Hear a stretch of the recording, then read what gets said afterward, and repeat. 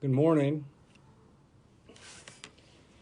Today I'm wondering how many people know that this phrase, this adage that goes something like this, that the key to happiness are these essential things: something to do, someone to love, and something to look forward to.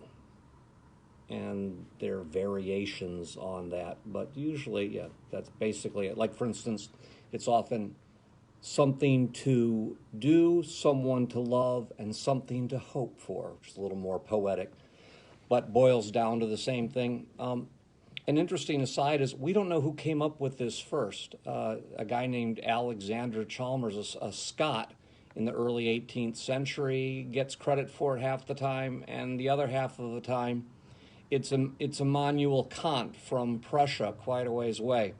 And it could be one of those things where the collective consciousness came to people far apart at the same time in the identical way.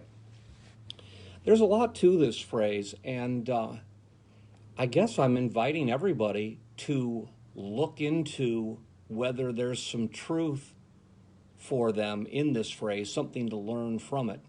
And let's address the first issue. Some people might say, happiness is overrated, and I'm okay with 1 out of 3 of those. I've got something to do, and I'm happily divorced, and I'm not looking forward to anything. I'm just leave me alone.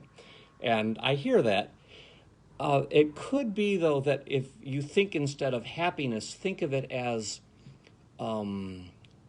something more like life satisfaction or gratification related to what God desires of us and from us, and what God desires for us. If we look at it that way, then there might be, I'm suggesting there is a value to looking to see if you can't find in your life something pretty clear to do, someone to love, and something to hope for. And make sure these are good things, that when you're hoping for something, keep it positive. In the same way, when it's someone to love, spending energy focusing on, who is it we love? And how might we love them more? How might we be more grateful for their love? These are positive questions, and we're not going to make progress on those if we instead think, I don't really trust love anymore, and I can think of all the people I hate instead. Our brain goes to that place, and the negativity will overcome our present, and it will start to erode our capacity to do what we're called to do, and our capacity to love, and our capacity to hope in a good way for the good things that God has in our future for us. Now, there's something about this hope idea that's also specifically well-timed for this time of year, ecclesiastically, in terms of church seasons. Most churches, at least a little bit, have some sense of season. They have Christmas at Christmas and Easter at Easter. And the majority of Christianity has a season of Easter, which is 40 days after Easter Day itself, where we're reading about how the resurrected Jesus is with his pals again, teaching them, loving them, eating with them. And at the end of those 40 days, he ascends. He just drifts up.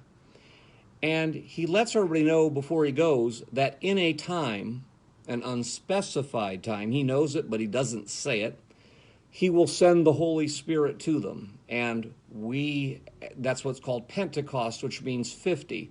And it's 50 days after the same Easter. So the ascension, goodbye Jesus, is 40 days, but the Holy Spirit as a gift, a directive sent by Jesus from above, comes 10 days later. And that is so hugely significant if you think about it, because that's 10 days in effect with nothing. No Jesus, no Spirit. And that gap really, to remember that, can really speak to us at times when we're not feeling God's presence in our life. When we're like Mother Teresa, who said she went years in her life where she felt like her prayers weren't particularly being heard, but she just prayed out of habit because the memory of how present God had been with her at other times of her life was enough to sustain her through this time of God's silence. She still had the faith in God, the trust in God, and although she did not know God's reasons, she believed that God had a reason for being so distant. Something needed to form in her in that distance and silence. Maybe there's something that needs to form in us right now, too, in the end of our quarantining, socially distanced time. And we can feel that things aren't optimal now, just like those 10 days in between the Ascension and Pentecost. But we can also take account of old victories of God, old blessings of God, and at this time of year, the actual resurrection of Jesus, the death and resurrection.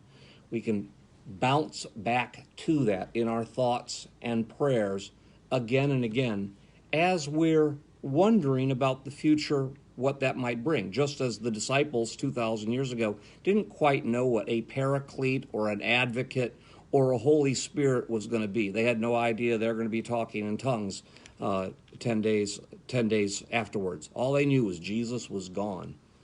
So here's one other thought too. Remember, if right now you don't really know what to do in life and you don't have anybody to love and you're not even looking forward to anything, and to be candid, part of when you think about the future brings dread. You think, I'm going to die someday, and I might die alone, and I might die unloved. Do you know what? You're not alone. There are a lot of people right with you, but there is something you can do about that. One, don't beat yourself up. Be honest about it. And as corny as this sounds, I recommend you fall in love with Jesus. There's lots of baggage that comes. You think, oh, isn't that what nuts do? Even if they do, that doesn't necessarily make it a bad idea. Look into Jesus and let yourself feel the affection you feel. That love of Jesus first might birth all the other elements of happiness. Loving Jesus, I find the people love Jesus the most always have something great to do, and they love doing it. Those people that love Jesus, should they desire romantic company, friend company, acquaintance company, lots of likes on Facebook, if you love Jesus first, that stuff is added unto you. If you seek God first and love God first, that stuff comes. And you know what? Part 3 also comes when we love God first and foremost and make God primary.